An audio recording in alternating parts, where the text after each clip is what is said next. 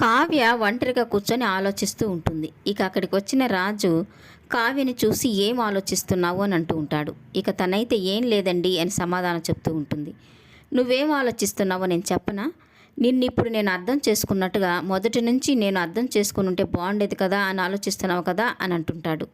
ఇక కావ్య అయితే అలాంటిదేం లేదండి, 1-2 సార్లు తప్ప నా మీద మాట పడనివ్వలేదు. మా పుట్టింటి వాళ్ళకి సపోర్టుగా నిలిచారు. సహజంగానే మీ వ్యక్తిత్వం చాలా మంచిది. అచ్చం తాతయ్య గారిలాగే ఆలోచిస్తారు. కాబట్టే ఆ రుద్రాని రాహులు ఇంట్లో ఉండగలుగుతున్నారు, నోరెత్తి మాట్లాడగలుగుతున్నారు అని చెప్తూ ఉంటుంది.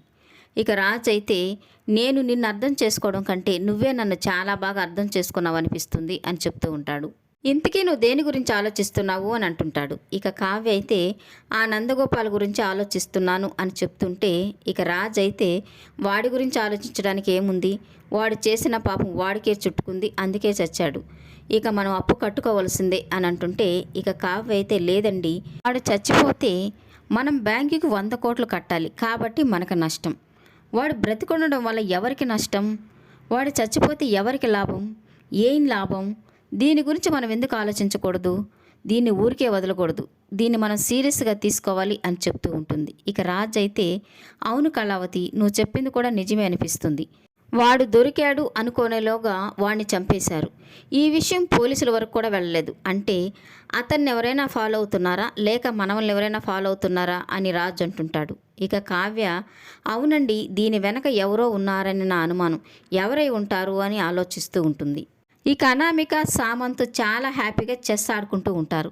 ఇక సామంత్ అయితే చాలా హ్యాపీగా అనామికతో చెప్తూ ఉంటాడు, ఆ నందగోపాల్ని చంపేసి ఆ కావ్యకి రాజుకి భలే షాక్ ఇచ్చావు అని తనని మెచ్చుకుంటూ ఉంటే ఇక అనామిక కూడా చాలా సంతోషపడిపోతూ షాక్ అంటే ఇది అని చెప్తూ ఉంటుంది. ఇక కావ్య వాషింగ్ మిషన్లో బట్టలు వేసి అవి ఆరబెట్టడానికి బయటికి తీస్తూ ఉంటుంది. ఇక అక్కడే కూర్చొని కాఫీ తాగుతూ ఉన్న రుద్రాన్ని అలాగే సీరియస్గా కావ్యని చూస్తూ ఉంటుంది.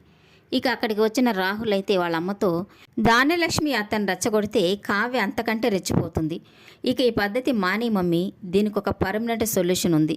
కావ్యని ఈ లోకంలో నుంచి లేకుండా చేస్తే తన అడ్డు మనకు తొలగిపోతుంది అని చెప్తుంటాడు. ఇక అందుకు రుద్రాని ఒప్పుకోవడంతో ఇక రాహుల్ అయితే తనకి కరెంటు షాక్ ఇచ్చి కావ్యని చంపాలని ప్లాన్ వేస్తాడు. ఆ ప్లాన్ ప్రకారం కరెంటు రాంగ్ కనెక్షన్ ఇచ్చి స్విచ్ ఆన్ చేస్తాడు. ఇక ఇదంతా ఏం తెలియని కావ్య బట్టలు ఆరబెట్టడానికి టెర్రస్ మీదకి వెళ్తుంది. ఇక అక్కడ బట్టలు ఆరవేసే తీగకి రాహుల్ కరెంటు పాస్ అయ్యేలాగా చేస్తాడు. ఇక కావ్య అక్కడికి వచ్చి బట్టలు ఆరవేస్తే తను ఖచ్చితంగా షాక్ కొట్టి చనిపోతుంది. ఇదంతా చూడాలని రాహుల్ చాటుగా నిలబడి కావ్యని చూస్తూ ఉంటాడు. ఈ వీడియో నచ్చినట్లయితే లైక్ చేయండి, సబ్స్క్రైబ్ చేయండి. Thank you for watching.